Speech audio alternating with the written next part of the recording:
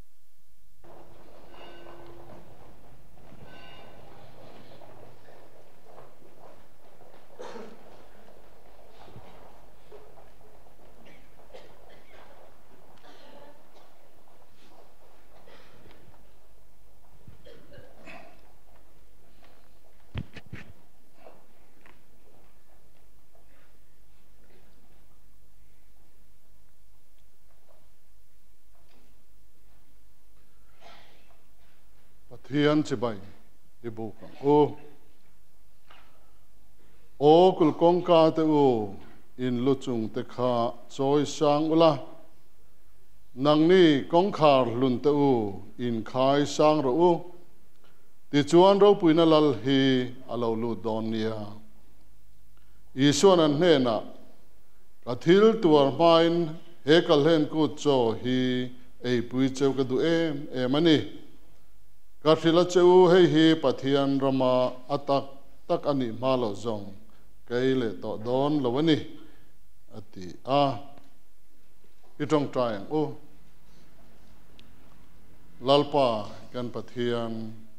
kan paro pui ber min mangai tu ei sacrament thiang lim Inkhawm ho ten min sia reng nan ti thin ro u ti ai thu pek voina hian chang le thei tu ra hunrem chang tak min pe ka wang hian kan loma van nei kan in ti hle ni ngai takin hei sacrament a hian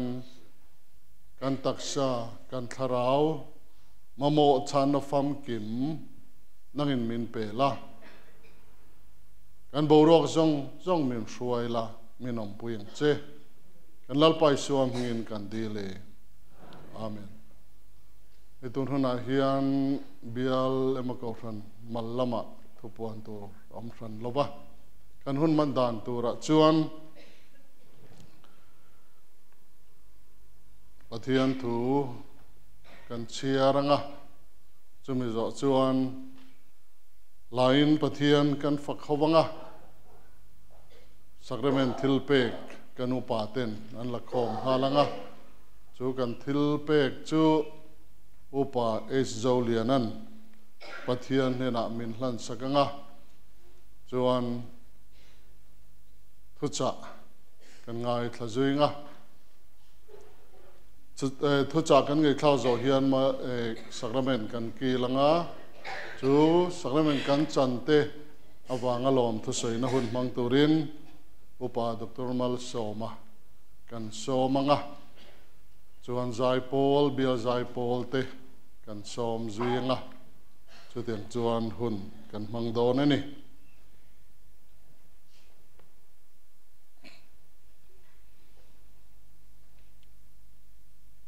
Pathian thu longai thlang chumi zawa chun Isua anni ho nen mun pakhat ketsmani anti chu an thlinga dinani chuan a zirtir te nena sota kawa tong trai chung zong heta hian lo thura u atia tin Peter le Zebedai fapa te pani chu hruaya alungai na lo mang ta ema tin an hena karil ru alungai ema thina khop hial ani heta hian omula mi ven puira u atia tin temin malama avakal leka abok khupa o kapa thei chuan he no hian mi pelu ro se nima sela ke ma thu ne lawin ang ma thu ni jok ro se ti in atong tra ya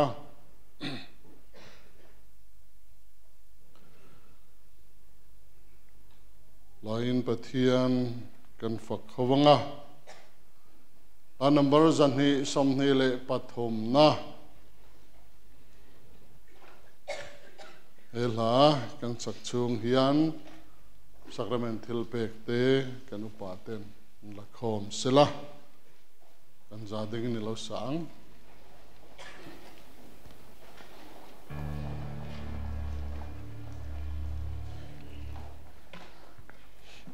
Pan min ma ngai na su Ram rang kachak ram kalsani Swalfa temin zong turin atwar lalpa iswa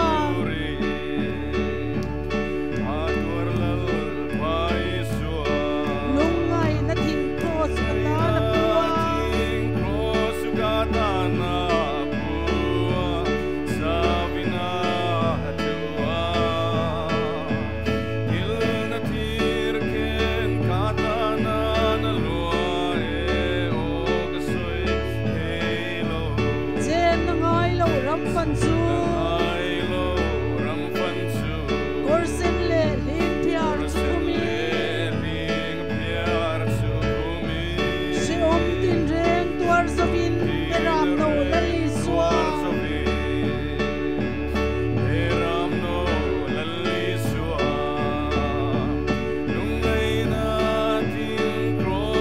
kata na puwa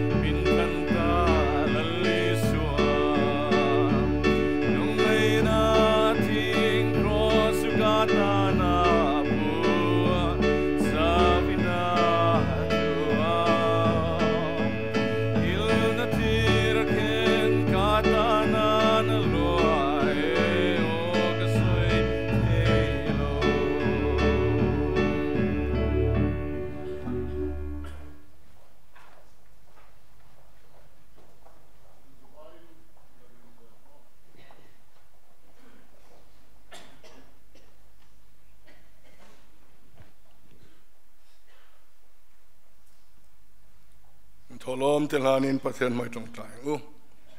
lalpa Inkhawmpui pui tak manga sakrament thiang lim chan ho thena hun tha min pe ka wangin lom thu kan thila che nan lom chu soinan tholom te kan ran keng khoma heng song song he lalpa inhe na kan ron hlana heng kan tholom mang te hian pe tu te po Tharau lammal som na min pek te po kan dua kanal paiso Krista mingin he na kan ron lane amen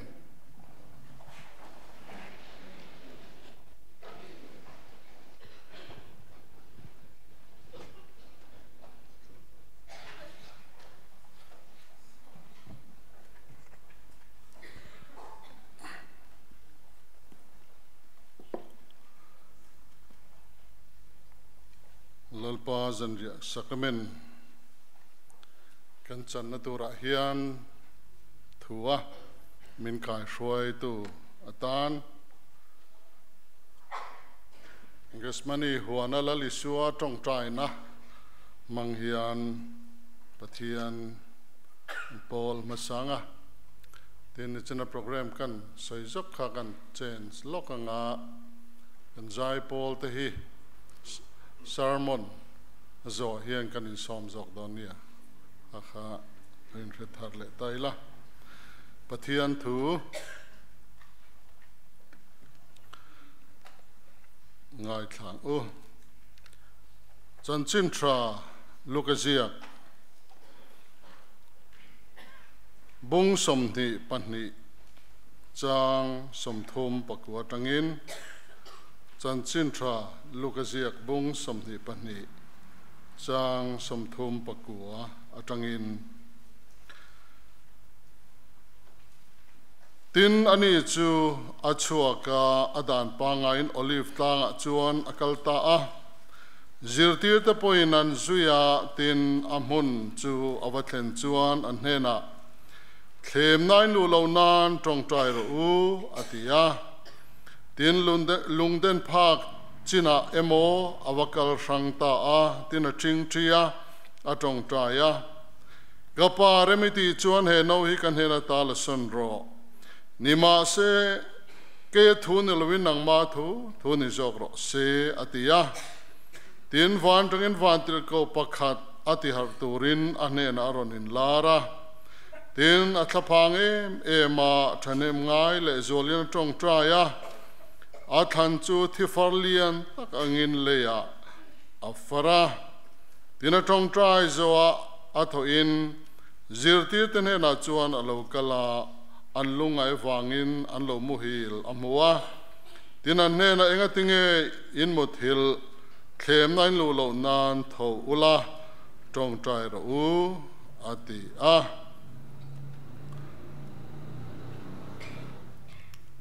lalpa zanria sakramen kan kil na thopuya zong hian fu taila gesmani huana chuan ti in thopui hian da ta top maila karilruwa aum ring thina lalpa zanria sakramen kanan kil hian lalisu olive tlanga zirtir te ne na hun amana Egesmani huana atong trai na lai hi zir tham ngil mai niya indo na vor top hemi Pathianni na achatuan thil plan atak ram alo thlen na tura indo na a vor top tin kan soi theinga mithiam ten gesmani huana la lisua alu hian indo turin alu ta aron pen chuale hian ne na changin alo pen chuakani ti ten an soi thina hei isuan gesmani huana alua athutluk na hi apoi mo maya wenia hian soi zawe emo ka tumwak lova thucha pakhat chia phor chua kan du'a hemi pathian chatuan rem ruat ti fam kim tura lali suwa thutluk na asiam dan lai tak mai hi voinia hian he kan thopui te ponianga kan ring tunun te ponianga chuda chona poimo zia kan ngai to ho tolin kan thri a he gesmani huanen lali suani na zero pui tak mai chinni ansoi then alo langa chu chu pathian fam kim ani na le mishing fam kim ani na in ko pakha kan muani chu mishing ni na lo lang chuak a chuan athaphan na hemi chanchin thalu ka sia ka le mathai je ka pokhan kan mu a amang ve em ani ti kha sia ka hian kan mu ani athaphan zia alolan na po athan chu thifarlian tak angileya afara ti te kan mu a tin chumi athap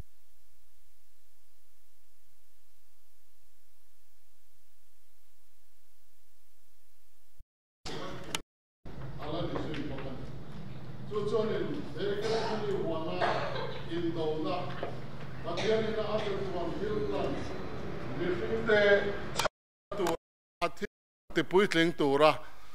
afam kimna azuk chan na tura atuan na le chu indona na satak amma chon na lai chu kan mu theyani chuda chuan amishin na zon lamatanga ang vehle ani ti kha kan mu ani when I yan chu kan ngai tua thentel po atul hle maya chu thaphan na chuan amishin na tanga athil machona kha arab thak zele anasat zia kha ashila zolni de tongkam kan mu chuan I kan kholo na zong ama bel zo vek ani dan te po kan she thei boka chuwangin he in ma chonna ropui tak mai abe na konga hian ama ti har tura vantir ko te hial mai tira a om na hian nangle ke sual na hi aturu zia arab thak zia kha apho chuak na sani chumitlan tura khul chuak tura pathian tu zong ti fam kim alo thlen na tura thil atur na kha anamai lo zia kha kan moni chu chui fe tham mai a oma maro chulai chu zong khan handu tok ta ila helali suan atong trai na thua khan tiang hian kan mu a kapa rem iti chuan he no hi kan he na ta la son ro lali suami shin na tanga chur khan rem iti chuan he no atwar tur no kha pompel kha adu ve ngoi ni ti kha chuda chun ami shin na kha alang chok chiang ve me mai ni atha phang mang ang ti po chanchin tha zia ka khan kan muwa chuta ami shin na lama tanga angai to na lo chuak ve chu he no hian mi pe lu ro se kan he na ta he no hi la son ro ni ma se la ke ma thu ni lovin nang ma thu ni zok ro se ti kha gismani huana in beina amma chon na tura ne na aron chan na lai khania nang le ke awan ne na lo chon na lai tak po khania ami shin na lama tang khan lali suwa mi shin na tang khan angai to na kha no khan pel se ti ang khan ron om ta chia sela ana tur chu nang le ke kan ni an kan na tok chia don ni Pathianni na tlan na atho na tura khan fam kim na kha thleng phak don lo ti kha chiang reng ani chu talali so thut thuk na chuan keima thu ni lovin nang ma thu ni zoro seti apa ne na a in pe na kha nang le ke dam na lo thlen na kha chulai thut lo na tak chu ti zong hian te khin thilangin han soi tai la afia chu kan ringa te khin thuan mi tam takinan manga kan renua to mai theya chain rama hian Christian leile nei tu pakhat hi oma chumi alele ta chuan leile ta chuan tui poimo zia kan the theyang chumi alele bula chuan luita tu luanga ta chuan ra buk te hian tui chu leile ta hian ala lu ta tian ala lu thina alele ta kana ti khat pam maya chuan nileng na neya chuan tlailama a hong le ta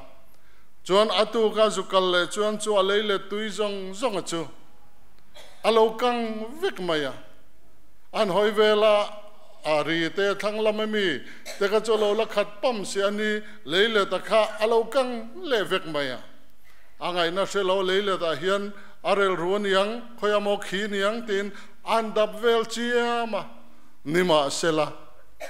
leilet kha akhi nam hu boxilo arel ru nam hu boxilo wa ati dan pangai te khanan pam le tlaut lawa apam khat le ta vek chuan taila ma honga atu kan kal le chuan angai chein alo alela tui apam kha kha alo kang le vek chu tiang chuan tum thum lai ni thum lai kha be ya alo kang zel sia ati ngai na hello chu enge mom zia ni ngo tin angai tu ta chuan an pam khat le kha a hong tu rom ta khan kal ta alei let lan theina tang khan a thlir ru ta ni ani a thanga aria Christian ni lo leile nei ve bok khan alo sa ruk sak zel mai kha lo nia chumian mu chuak chu athinari me em maya ta chuan khualam apan ta a honga hetiang te chuan chem lovin luan la an mai don sia an mani tram mai don ani ti kha a chenge em thinrim takin ka honga nga kho tu ten na ka thlena kho tu ten ro min rel sak ro se tin a hong ta chuan in a theng chu a Christian thian pa kha lo tok ma sa ta tlat maya thilom sia kha a Christian thian pa ne na khan a soi ta chuan a thian pa chuan in a thian pa ne chuan ro rel tu ten he na ka thena nga ro rel tu ten ro min rel sak ro se tin ro rel tu ten he na thlen chuan kha Christian lo pa kha thiam lo chang tur ani zel hial lu theidin mun ding kha ne ti a thiat pui rengan ta chuan thian pa Christian kan ni Krista nei tu te kan ni a I trong trai dun photam te in an trong trai ta chuan an trong trai du na trong trai na an man zo chuan a thian pa ril ruwa pathian thu lo thleng pa chu thian pa ril ruwa chuan tha kan ti pia lama kan nung tu rani ti kha a thian pa ril ruwa lo thleng ta tlat mai ta chuan a thian pa kha Christian leile nei tu pa ne na chuan tha kan ti pia lama kan nung tu rani ti pathian thu kha ama nu na lo thleng chu sil sia ta ni ta chu leile nei tu pa chuan chu pathian thu lo thleng chu atakram chantir dan tur kha amutlang ngal vek maya chona tu ga chuan a ro rel tu te na kal ta lo chuan leilet lambo kha panta leilet a chuan ti khan ati dan pang ayang bok khan chomi ra buk te chuan leilet a khan tui kha ti khan le tur khanan be kha ani ya leilet ti khat masata lo chuan a tui ruk sak tu pa leile ta chuan ati khat masata phot maya chumi zo chuan a leilet kha ati khat vele ta ani tui ruk sak lo tum tu pa khan lo thlir ve reng maya ti sona tianga ati zo hon nu aka ruk sak leng tia ngai tuana sen lai khan thil mak dang lam kha lo thleng ta tlat mai ama lele ta khan kha Christian pa khan ati khata chu mi zo ama Christian pa lele ta khan anti khat vele khan he nun hi ang nun nge ni ngai ati ra tang atui karuk zong zong kha alo shevekani he hey tuna kalele ta ti khat ma sa as dota alele ta ti khat le se he nun hi ang nun nge ni ngai kan nei lo nun anei ni hi ti kha chu nun ang chu azong ve ta an dap chian chuan Isu Krista wangin chu tiang ang ti thei kha aripa kha ni ti kha amun chuak ta tukina hian tun hona hian e sacrament kan kil na hian kan chu chan chin te chungai to ila tha ti ang chin chen kha Christian leilen nei to pa khan thutlu naka siam ta chia sela aripa chu anatok chia dona zela chung te chom ve tu kha zela alutang lali so Krista kha mu bok lawang tha ati pi lama thutluk na an siam tak che khan aripa kha damta lali suwa amu thei ta ne voina hian kapa he no hian mi pel lu ro se pel ta chia se la amirin nain adu na chin che khan thutluk na kha siam ta se la nang le ke chu voina kan Inkhawm lawang khovela hian pathian tak po kan sabok hek lawang he lali suwa thutluk na poi mo lu tu khe voina hian kan ngai tua chian tul chunita ke ma thu na luin kha kha lo pel po ni se apa thu anga om tura a in pum pek na khan atua na po chuan a chun zom ta nge re atua na le mantira oma cross a khen ben om kha ges mani huana in do na vor top lo thenga khan apa du zo thutluk na asiama aman tra ati pialam thenga andai rok na kha khovel dam na lo theng tan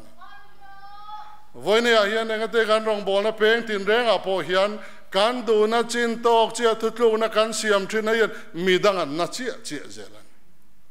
midang te dam na tur tak tak lo thena tura chuan tha kan ti pialam kan dai nga mangai chu harla I chak na in bel ro ti ron chuana tur chu ni wana hian no hote pa hote kan zawai hian he pathian thil ti theina pathian du zong chu kan nuna atak ramalo thena tur tak chuan tha kan ti chin chia thil kan re bunga nuam kan ti chin chia thil re bun ching kan tam thina wangin Kohhran tharau lam nun te kan van ta nun te kan ram sual na kan ti zong zong po hi alo om ani ke manin tha kan ti china kan din wangin he kan lalpan ania ka zui turin en ton turmin hu chia kong hi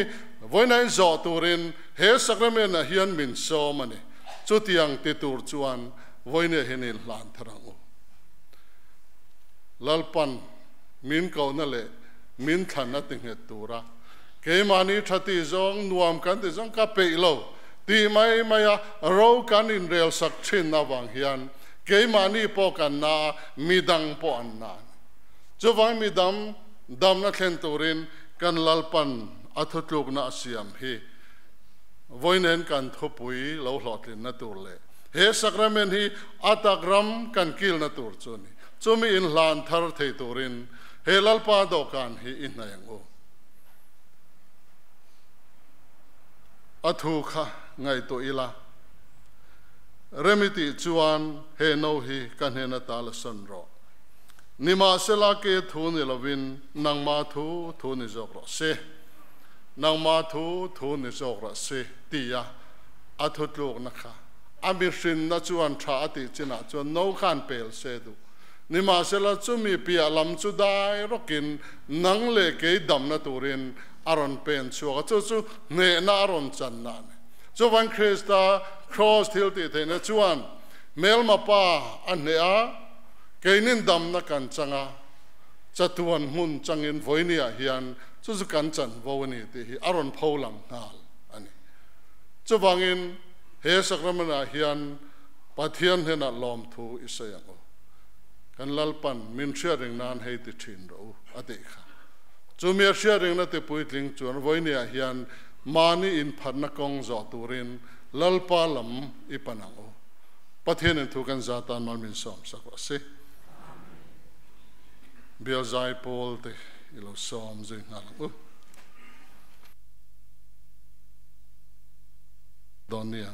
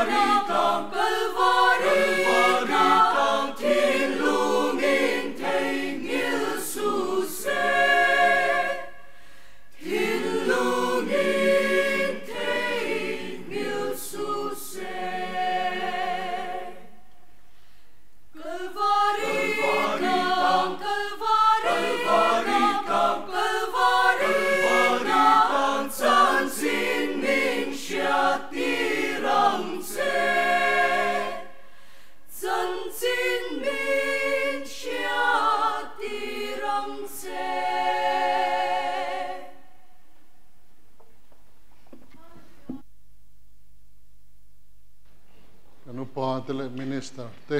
pro pastor ten lalpa do ka kilang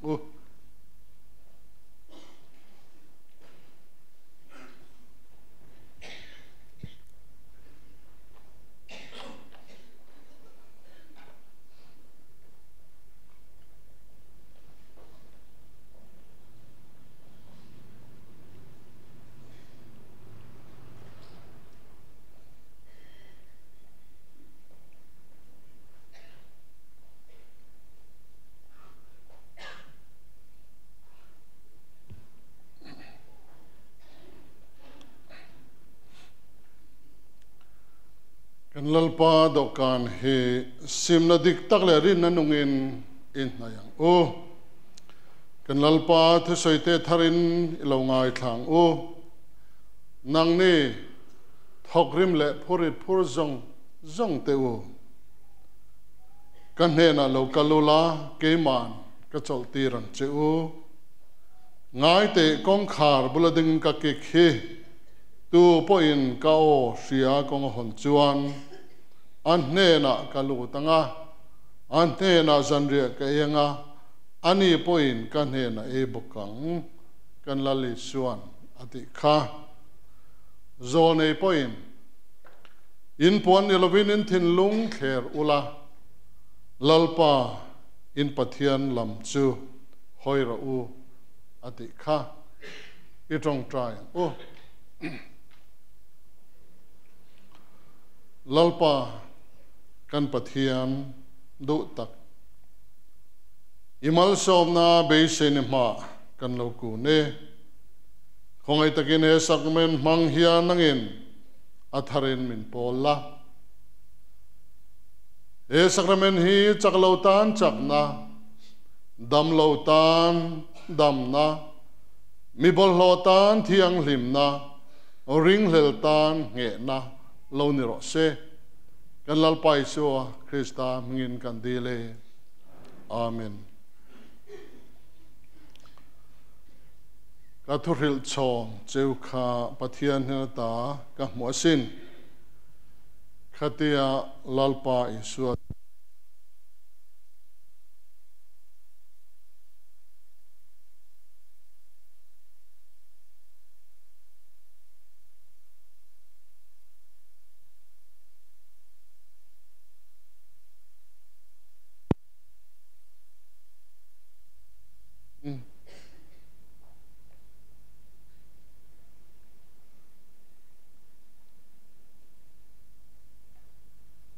e chang hi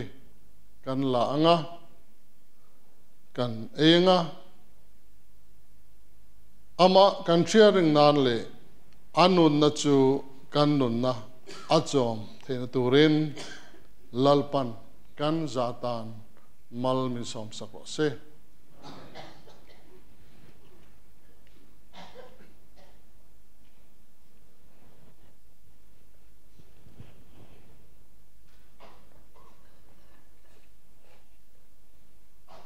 hi kataksa in aya pek tor chuni in te piangin min sharing nan hi te chin ro kan la le suan ati kha